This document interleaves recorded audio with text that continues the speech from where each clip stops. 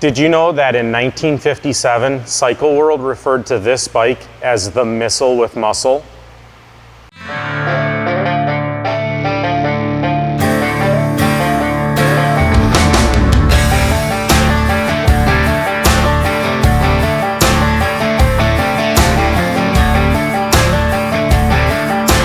In 1957, BSA released the BSA Super Rocket Big Valve.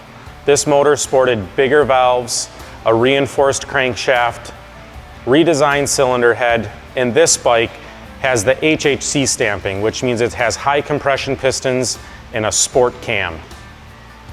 Until next time, check out throttlestop.com for more fun vehicles like this one, and remember, ride 'em, don't hide 'em.